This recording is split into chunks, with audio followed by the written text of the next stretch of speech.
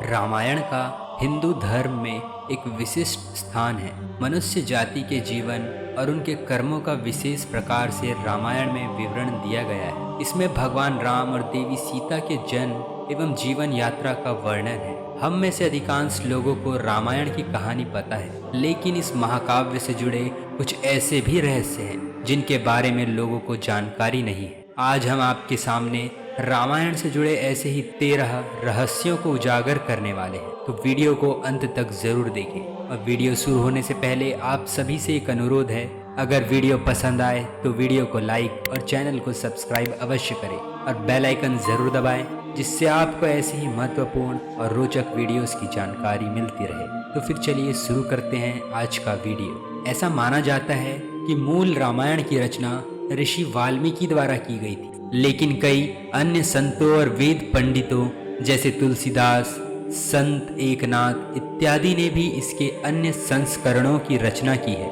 हालांकि प्रत्येक संस्करण में अलग अलग तरीके से कहानी का वर्णन किया गया है, लेकिन मूल रूपरेखा एक ही है। ऐसा माना जाता है कि रामायण की घटना 4वीं और 5वीं शताब्दी ईसा पूर्व की है। नंबर 1, रामायण के हर 1000 श्लोक के बाद आने वाले पहले अक्षर से गायत्री मंत्र बनता है। गायत्री मंत्र में 24 अक्षर होते हैं और वाल्मीकि रामायण में 24,000 श्लोक है। रामायण के हर 1000 श्लोक के बाद आने वाले पहले अक्षर से गायत्री मंत्र बनता है। यह मंत्र इस पवित्र महाकाव्य का सार है। गायत्री मंत्र को सर्वप्रथम ऋग्वेद में उल्लेखित किया गया है। नंबर 2, श्री राम और उनके भाइयों के अलावा राजा दशरथ एक पुत्री के भी पिता थे। श्री राम के माता पिता एवं भाइयों के बारे में तो प्रायः सभी जानते हैं, लेकिन बहुत कम ही लोगों को यह मालूम है कि श्री राम की एक बहन भी थी जिनका नाम शांता था। वे आयु में चारों भाइयों से काफी बड़ी थी। उनकी माता कौशल्या थी। ऐसी मान्यता है कि एक बार अंग देश के राजा रोमपद और उनकी रानी वर्षिणी अयोध्या आए। उनको कोई संतान नहीं थी। बातचीत के दौरान राजा दशरथ को जब यह बात मालूम हुई तो उन्होंने कहा, मैं अपनी बेटी शांता आपको संतान के रूप में दे दूंगा। यह सुनकर रोमपद और वर्षिणी बहुत खुश हुए। उन्होंने बहुत स्नेह से उसका पालन पोषण किया और माता पिता के सभी कर्तव्य निभाए। एक दिन राजा रोमपद अपनी पुत्री से बातें कर रहे थे। उसी समय द्वार पर एक ब्राह्मण आए और उन्होंने राजा से प्रार्थना की कि वर्षा के दिनों में वे खेतों की जुताई में राज दरबार की ओर से मदद प्रदान करें। राजा को यह सुनाई नहीं दिया और वे पुत्री के साथ बातचीत करते रहे। द्वार पर आए नागरिक की याचना न सुनने से ब्राह्मण को दुख हुआ और वे राजा रोमपद का राज्य छोड़कर चले गए। वह ब्राह्मण इंद्र के भक्त थे। अपने भक्त की ऐसी अनदेखी पर इंद्रदेव राजा रोमपद पर बहुत क्रोधित हुए और उन्होंने उनके राज्य में पर्याप्त वर्षा नहीं की। इससे खेतों में खड़ी फसलें मुरझाने लगी। इस संकट की घड़ी में राजा रोमपद ऋष्यभृंग ऋषि के पास गए और उनसे उपाय पूछा। ऋषि ने बताया कि वे इंद्रदेव को प्रसन्न करने के लिए यज्ञ करें। ऋषि ने यज्ञ किया और खेत खलिहान पानी से भर गए। इसके बाद ऋष्यभृंग ऋषि का विवाह शांता से हो गया और वे सुखपूर्वक रहने लगे। बाद में ऋष्यभृंग ने ही दशरथ की पुत्र कामना के लिए पुत्र कामेष्टि यज्ञ करवाया था। नंबर 3, श्री राम को भगवान विष्णु का अवतार माना जाता है, लेकिन आपको पता है कि उनके अन्य भाई किसके अवतार थे? लक्ष्मण जी को शेषनाग का अवतार माना जाता है, जो क्षीर सागर में भगवान विष्णु का आसन है, जबकि भरत और शत्रुघ्न को क्रमशः भगवान विष्णु द्वारा हाथों में धारण किए सुदर्शन चक्र और शंख शैल का अवतार माना जाता है। नंबर 4, सीता स्वयंवर में प्रयुक्त भगवान शिव के धनुष का नाम। हम में से अधिकांश लोगों को पता है कि श्री राम का माता सीता से विवाह एक स्वयंवर के माध्यम से हुआ था। उस स्वयंवर के लिए भगवान शिव के धनुष का इस्तेमाल किया गया था, जिस पर सभी राजकुमारों को प्रत्यंचा चढ़ाना था। लेकिन बहुत कम लोगों को पता होगा कि भगवान शिव के उस धनुष का नाम पिनाक था। नंबर 5, लक्ष्मण को गुदाकेश के नाम से भी जाना जाता है। ऐसा माना जाता है कि वनवास के 14 वर्षों के दौरान अपने भाई और भाभी की रक्षा करने के उद्देश्य से लक्ष्मण कभी सोते नहीं थे। इसके कारण उन्हें गुदाकेश के नाम से भी जाना जाता है। वनवास की पहली रात को जब श्री राम और माता सीता सो रहे थे तो निद्रा देवी लक्ष्मण के सामने प्रकट हुई। उस समय लक्ष्मण ने निद्रा देवी से अनुरोध किया कि उन्हें ऐसा वरदान दे कि वनवास के 14 वर्षों के दौरान उन्हें नींद न आए और वह अपने प्रिय भाई और भाभी की रक्षा कर सके। निद्रा देवी इस बात पर प्रसन्न होकर बोली कि अगर कोई तुम्हारे बदले 14 वर्षों तक सोए तो तुम्हें यह वरदान प्राप्त हो सकता है। इसके बाद लक्ष्मण की सलाह पर निद्रा देवी लक्ष्मण की पत्नी और सीता जी की बहन उर्मिला के पास पहुंची।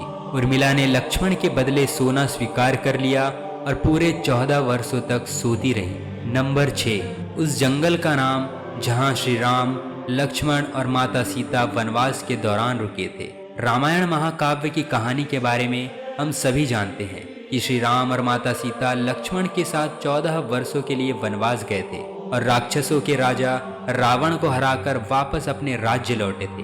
हम में से अधिकांश लोगों को पता है कि श्री राम, लक्ष्मण और माता सीता ने कई साल वन में बिताए थे। उस वन का नाम दंडकारण्य था, जिसमें श्री राम, माता सीता और लक्ष्मण जी ने अपना वनवास बिताया था। यह वन लगभग 35,600 वर्ग मील में फैला हुआ था, जिसमें वर्तमान छत्तीसगढ़, उड़ीसा, महाराष्ट्र और आंध्र प्रदेश के कुछ हिस्से शामिल थे।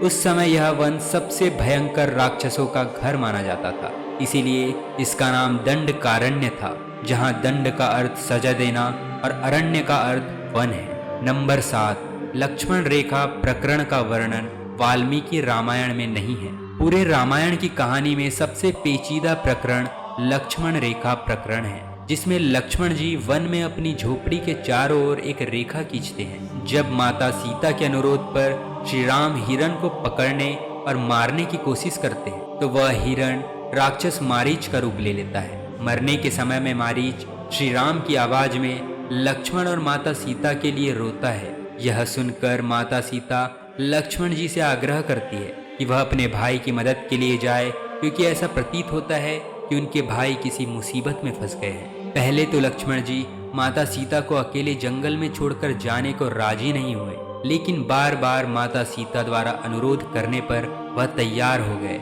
इसके बाद लक्ष्मण जी ने झोपड़ी के चारों ओर एक रेखा खींची और माता सीता से अनुरोध किया कि वह रेखा के अंदर ही रहे, और यदि कोई बाहरी व्यक्ति इस रेखा को पार करने की कोशिश करेगा तो वह जलकर भस्म हो जाएगा। इस प्रकरण के संबंध में अज्ञात तथ्य यह है कि इस कहानी का वर्णन ना तो वाल्मीकि रामायण में है और ना ही रामचरितमानस में, लेकिन रामचरितमानस के लंका कांड में इस बात का उल्लेख रावण की पत्नी मंदोदरी द्वारा किया गया है। नंबर 8, रावण एक उत्कृष्ट वीणा वादक था। रावण सभी राक्षसों का राजा था। बचपन में उससे सभी लोग डरते थे क्योंकि उसके 10 सिर थे। भगवान शिव के प्रति उसकी दृढ़ आस्था थी। इस बात की पुख्ता जानकारी है कि रावण एक बहुत बड़ा विद्वान था और उसने वेदों का अध्ययन किया था। लेकिन क्या आपको पता है कि रावण के ध्वज में प्रतीक के रूप में वीणा होने का कारण क्या था? चूंकि रावण एक उत्कृष्ट वीणा वादक था, जिसके कारण उसके ध्वज में प्रतीक के रूप में वीणा अंकित थी। हालांकि रावण इस कला को ज्यादा तवज्जो नहीं देता था, लेकिन उसे यह यंत्र बजाना पसंद था। नंबर 9, इंद्र के ईर्ष्यालु होने के कारण कुंभकर्ण को सोने का वरदान प्राप्त हुआ था। रामायण में एक दिलचस्प कहानी हमेशा सोने वाले कुंभकर्ण की है। कुंभकर्ण रावण का छोटा भाई था, जिसका शरीर बहुत ही विकराल था। इसके अलावा वह बहुत अधिक खाने वाला भी था। रामायण में वर्णित है कि कुंभकर्ण लगातार 6 महीनों तक सोता रहता था, फिर सिर्फ एक दिन खाने के लिए उठता और पुनः 6 महीने तक सोता रहता था। लेकिन क्या आपको पता है कि कुंभकर्ण को सोने की आदत कैसे लगी थी?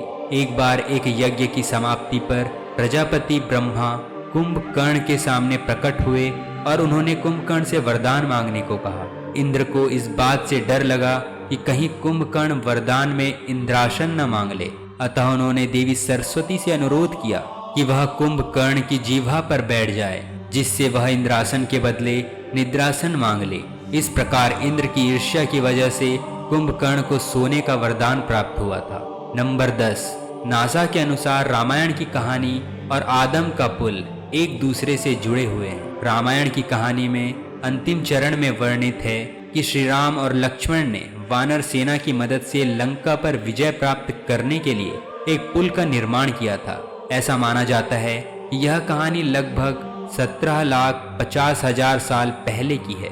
हाल ही में नासा ने पाक जलड मरुमध्य में श्रीलंका और भारत को जोड़ने वाले एक मानव निर्मित प्राचीन पुल की खोज की है और शोधकर्ताओं और पुरातत्ववादियों के अनुसार इस पुल के निर्माण की अवधि रामायण महाकाव्य में वर्णित पुल के निर्माण काल से मिलती है। नासा के उपग्रहों द्वारा खोजे गए इस पुल को आदम का पुल कहा जाता है और इसकी लगभग लंबाई 30 किलोमीटर है। नंबर 11, रावण को पता था कि वह श्री राम के हाथों मारा जाएगा। रामायण की पूरी कहानी पढ़ने के बाद हमें पता चलता है कि रावण एक क्रूर और सबसे विकराल राक्षस था जिससे सभी लोग घृणा करते थे।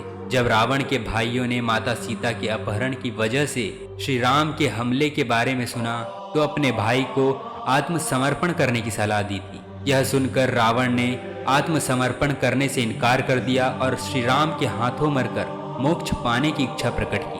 उसने कहा कि अगर श्री राम और लक्ष्मण दो सामान्य इंसान हैं तो सीता मेरे पास ही रहेगी, क्योंकि मैं आसानी से उन दोनों को परास्त कर दूंगा, और यदि वे देवता हैं तो मैं उन दोनों के हाथों मरकर मोक्ष प्राप्त करूंगा। नंबर 12, आखिर क्यों श्री राम ने लक्ष्मण को मृत्यु दंड दिया? यह घटना उस वक्त की है जब श्री राम लंका विजय के बाद अयोध्या लौट आए थे और अयोध्या के राजा बन गए थे। एक दिन यम देवता कोई महत्वपूर्ण चर्चा करने के लिए श्री राम के पास आए। चर्चा प्रारंभ करने से पूर्व उन्होंने भगवान श्री राम से कहा कि आप मुझे वचन दें कि जब तक मेरे और आपके बीच वार्तालाप होगी हमारे बीच कोई नहीं आएगा, और जो आएगा उसे आप मृत्यु दंड देंगे। इसके बाद श्री राम लक्ष्मण को यह कहते हुए द्वारपाल नियुक्त कर देते हैं कि जब तक उनकी और यम की बात हो रही है वो किसी को भी अंदर न आने दे, अन्यथा वह उसे मृत्यु दंड दे देंगे। लक्ष्मण भाई की आज्ञा मानकर द्वारपाल बनकर खड़े हो जाते हैं। लक्ष्मण को द्वारपाल बने कुछ ही समय बीतने के बाद वहां पर ऋषि दुर्वासा का आगमन होता है।